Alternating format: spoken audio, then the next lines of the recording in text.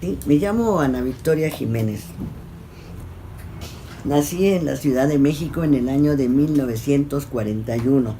Mira, desde pequeña, como yo creo 10, 11 años, tengo una camarita que todavía está guardada ahí, las famosas cámaras de cajoncito de la Kodak. Esa era una cámara que tenía mi mamá y que usábamos, pero y ya cuando empecé a tener una cámara ya la tomé más en serio porque me fui a estudiar fotografía en una escuela de foto. Monté mi cuarto oscuro para ser revelado y trabajar en la fotografía.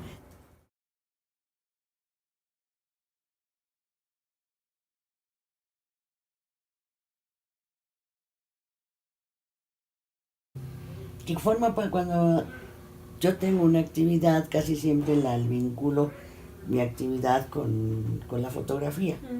O sea, si yo iba a una manifestación, a un mitin, a un congreso, algo de mujeres, casi siempre llevaba la cámara.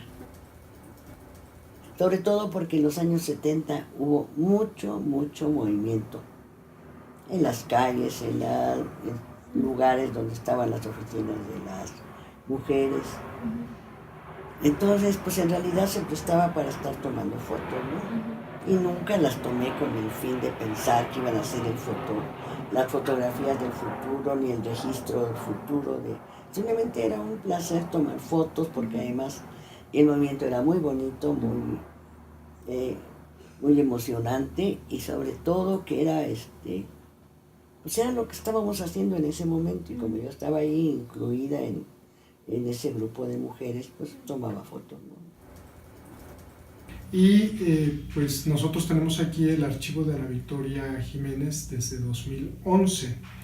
Se trata de un archivo que documenta la historia del movimiento feminista en México desde finales de los años 60 hasta los años 90. Y en ese sentido es un archivo sumamente valioso porque contiene fotografías, que son testimonios gráficos, pero también tiene documentos muy variados, documentos que fueron efímeros, conferencias, originales de artículos, manuales que se hacían para que las mujeres conozcan sus derechos, y ha sido distinguido de manera oficial como uno de los archivos del feminismo más relevantes, del feminismo mexicano más relevantes, y está abierto a la consulta por parte de cualquier persona que quiera hacerlo. El archivo está vivo, es un archivo que sigue generando la maestra Jiménez, y hemos platicado con ella, tiene la intención de en un futuro hacernos llegar el resto del material que ella conserva, y nosotros estamos más que felices de recibirlos, y así ella. Igual que las fotos feministas pues podrían ser que representaban a un bando, ¿no?, del feminismo, porque había muchos otros bandos del feminismo que no estaban de acuerdo con las feministas radicales, ¿no? Pero no era ese el sentido, fíjate, el sentido era como un reportaje, o como unas fotos documentales. Pasó esto, dónde, cuándo, cómo, y esa era la descripción que había, ¿no? Luego las pedían para algunos periódicos o revistas, y entonces eran más como documental y no muy como queriendo hacerle propaganda al feminismo, ¿ves?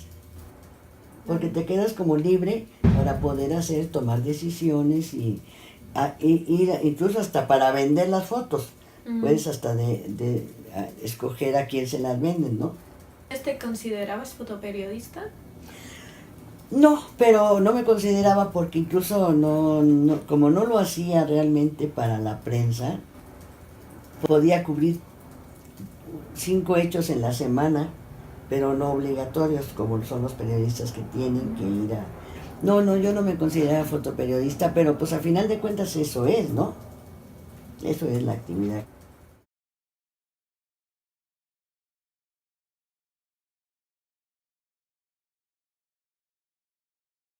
Ya, sobre todo mi mamá se educó en una escuela católica de monjas, pero cuando triunfó la Revolución Cubana se volvió adoradora de Fidel Castro. fanática de la Revolución Cubana, y casi todos estábamos así, ¿no? Y además nos sentábamos a oír Radio Habana, Habana Libre en la radio, y nos llegaban los periódicos de La Habana, las revistas. Entonces realmente sí también hicimos una zona de una comunidad aquí de gente que leíamos y que oíamos a Fidel, y nos pasábamos 3-4 horas oyendo a Fidel con un discurso que nunca acababa. Empezaba a las 4 de la tarde y a las 8 de la noche y el señor seguía con su discurso. Era muy curioso, pero bueno, ese era el nivel de que queríamos, que todo el mundo teníamos esa esperanza, esa... Además el señor pues realmente sabía hacerlo a uno fanático. Sí, ¿no? Era como un superstar. Era un superstar y sí lo seguíamos, ¿no? La cubana sí nos dio a todo el mundo la idea de que había cosas que se podían cambiar y que había gente demasiado pobre, demasiado sufrimiento, y había gente demasiado rica provocando sufrimientos. Entonces como que la idea de igualdad y fraternidad sí nos llegaba fuerte, ¿no? Yo era muy joven, como de 19 años, algo así. Varias amigas de por aquí junto nos fuimos pues teníamos amigos, ¿no? De la secundaria, de todo este rumbo, y muchos de ellos estaban en lo que se llamaba la Juventud Comunista, que era una institución que hacía pues trabajo de proselitismo, de convencimiento a los jóvenes sobre la juventud y sobre el comunismo, ¿no? En esa época, en los años 60, era muy común que todo el mundo pensáramos, sobre todo a partir de la Revolución Cubana, que todo el mundo pensáramos que era posible una revolución en la que se cambiara la vida de todo el mundo y que fuera una sociedad feliz, ¿no?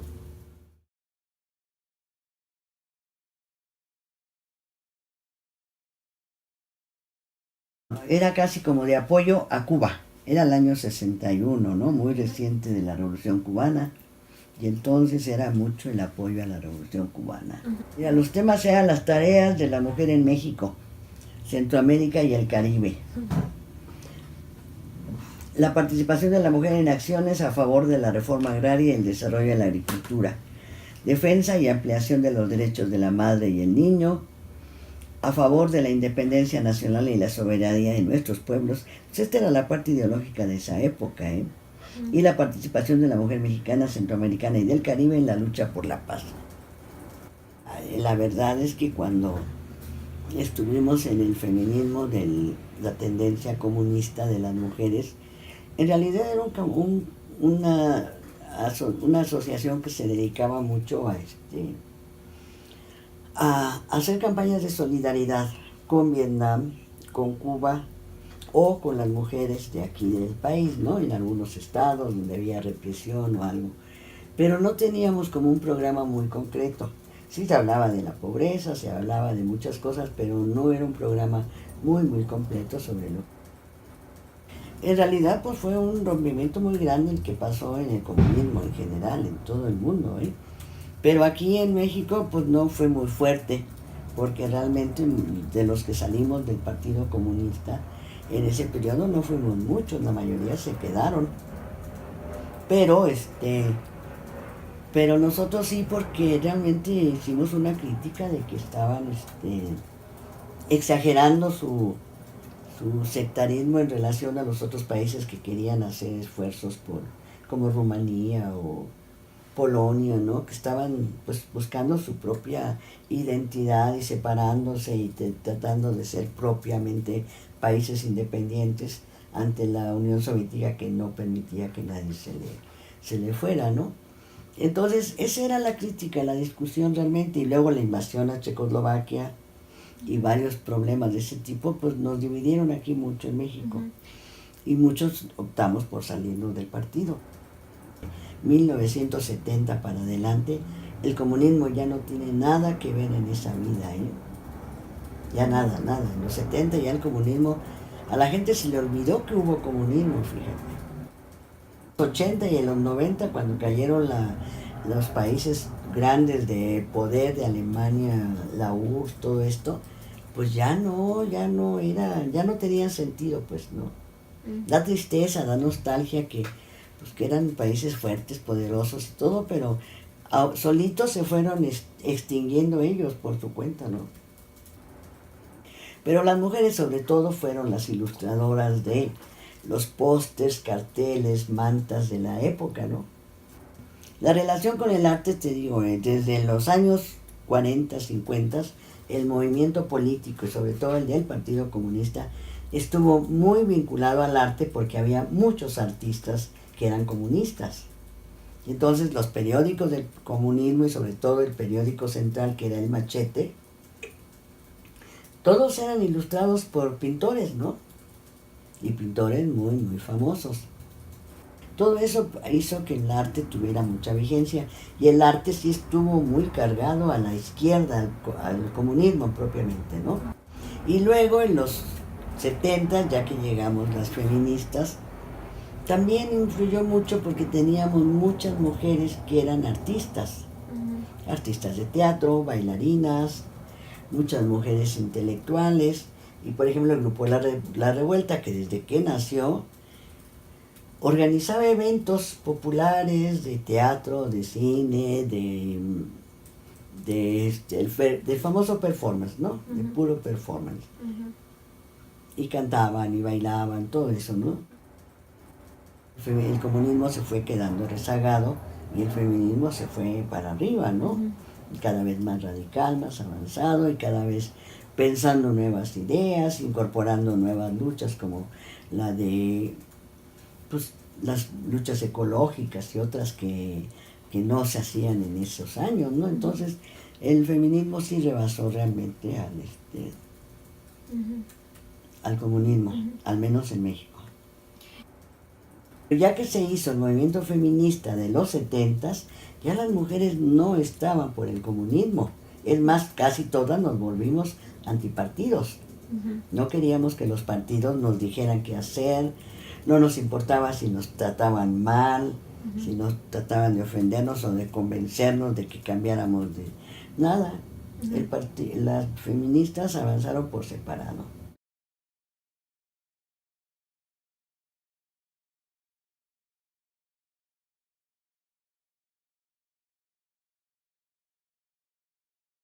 Cuando estábamos en el comunismo, la verdad es que en ese momento todavía no estaba en el movimiento feminista. Fue pues como en el 64, 65, no antes, cuando se fundó la Unión Nacional de Mujeres, ahí las mujeres de la Unión me llamaron, pues andaban reclutando a la gente joven, ¿no?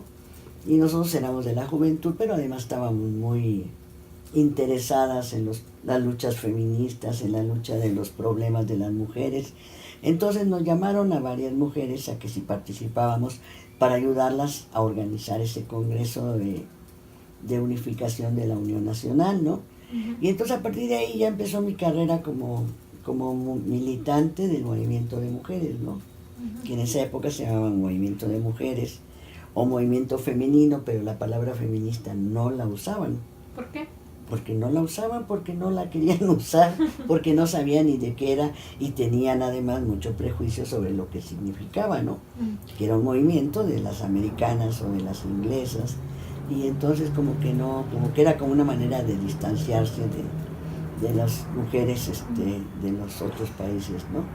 Se veía como un movimiento imperial. Se veía como un movimiento de mujeres poderosas, de blancas, capacitadas, y que eran pues con dinero, con estudios, y entonces como que ellas no veían que hubiera similitud por las temáticas. En aquellos años las que éramos radicales no éramos tan radicales como las americanas, ¿no?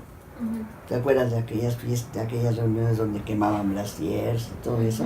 No había mucho de ese tipo de audacias, pues. A lo mejor en algún momento sí hubo, pero en general no. Estamos más concentradas en la cosa de contarle a las mujeres la necesidad de poder participar en la sociedad, en la vida civil, en que se inscribieran a los movimientos de mujeres, en no dejar que las golpearan, ese tipo de cosas como más reales de la vida, ¿no? Porque, por ejemplo, la quema de brasiers pues era muy simbólica, pero pues no pasaba de ahí, de ser simbólica, ¿no? Ujú. Sí hacíamos trabajo con otras mujeres, ¿no? Ujú. En mi caso yo me acuerdo que llegaban muchas mujeres inglesas, esas amigas que te cuento, de Inglaterra, y nos hicimos muy amigas, trabajamos años juntas. Fíjate que fue una corriente mundial. Vinieron unas holandesas, muchas holandesas de un solo grupo, vinieron como unas 5 o 6. Todas venían a ver el matriarcado mexicano, que era en Oaxaca, sobre todo en Juchitán. Alguien les dijo ahí en Europa, se corrió la voz de que en México había un matriarcado y que ese matriarcado estaba en Juchitán. Entonces todo el mundo venía a ver a Juchitán.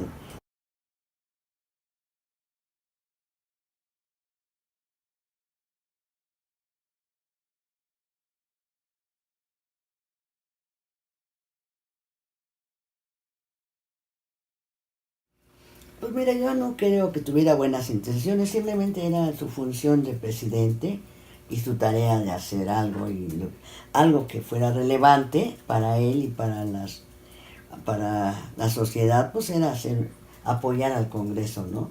Y sobre todo que lograron que la sede fuera México, porque eso es lo más importante. Y eso pues era un capital político para ellos, ¿no?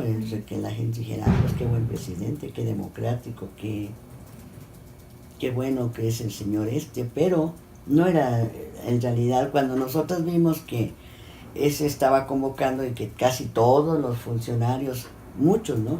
Eran hombres y funcionarios importantes, pues vimos que las mujeres como que no teníamos mucho que hacer ahí. Yo me acuerdo que del movimiento feminista más radical, muchas mujeres lanzaron convocatorias anti-año, contra el año, ahí en el archivo hay bastantes papeles, documentos en los que las mujeres estaban protestando por eso, ¿no? Porque el año pues no estaba incluyendo a las mujeres, sino, y casi era de las funcionarias políticas, de todos los países que iban a venir, pero del pueblo mexicano y mujeres de campo y todo no estaban inscritas, ¿no?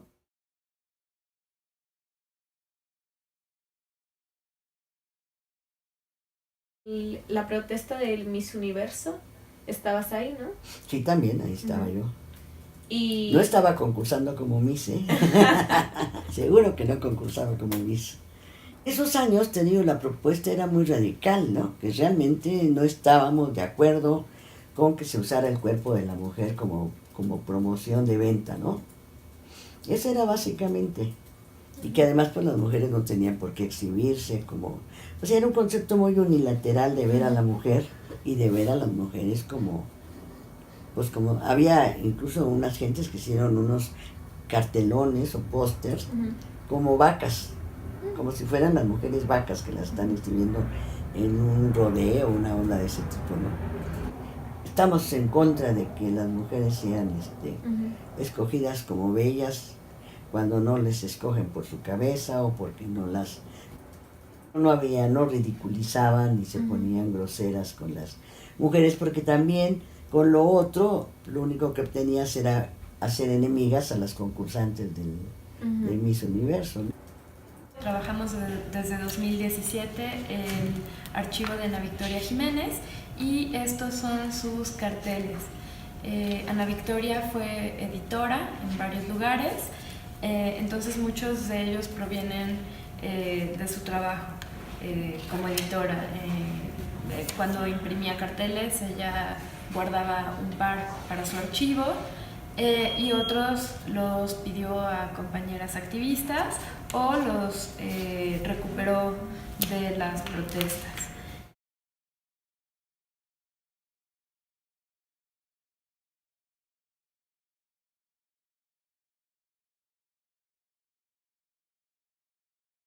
Se den una idea de los materiales que hay. Este es un cartel hecho por un colectivo que se llama Ojos de Lucha.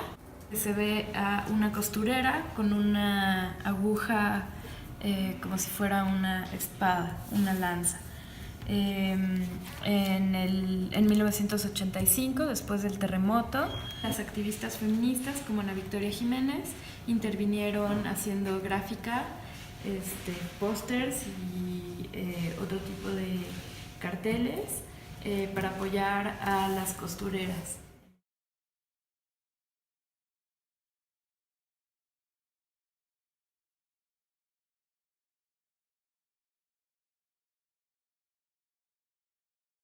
Sí, te contaba que la boda de la democracia es una parte de las acciones y actividades que realizaba la Asamblea de Barrios. Sobre todo el grupo de mujeres de Asamblea de Barrios, ¿no? Entonces la idea de ese performance, de esa acción, fue que como había perdido las elecciones el candidato de Asamblea de Barrios, que era Cuauhtémoc Cárdenas, la había perdido, pues entonces lo que hicieron ellas fue que querían casarse con la democracia para que a ver si se restablecía el sistema electoral tranquilo, de derecho, no forzado hacia la fuerza que te ganan votos con trucos y trampas, ¿no? Era que la idea era que se iban a casar con la democracia como respuesta al golpe, a la manera de cómo se perdió la elección del 88. Ese era el sentido realmente.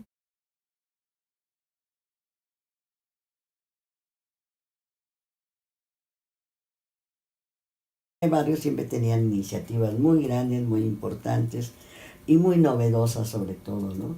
Y una de las iniciativas fue celebrar el Día de la Raza, como una crítica a al racismo, a la pobreza, a la separación de los grupos étnicos, ¿no? Que los tenían, los tienen todavía muy abandonados, muy alejados de la sociedad. Luego todos los danzantes y bailarines indígenas que también ayudaban mucho. Se hizo una buena sociedad de común y de apoyo mutuo en ese. Y por otro lado, me parece que es bueno que cada gente registráramos las historias que nos tocó vivir, ¿no? En los tiempos que vivimos. También he estado incursionado mucho en las autobiografías y en las biografías de mujeres. Y he escrito muchos libros, hasta he estado a concursos donde se hablen de biografías de mujeres, porque me interesa mucho lo que la gente cuenta, no lo que dicen los libros de historia oficiales, ¿no? Sino lo que la gente te puede contar de un estado, de una colonia, de una situación particular.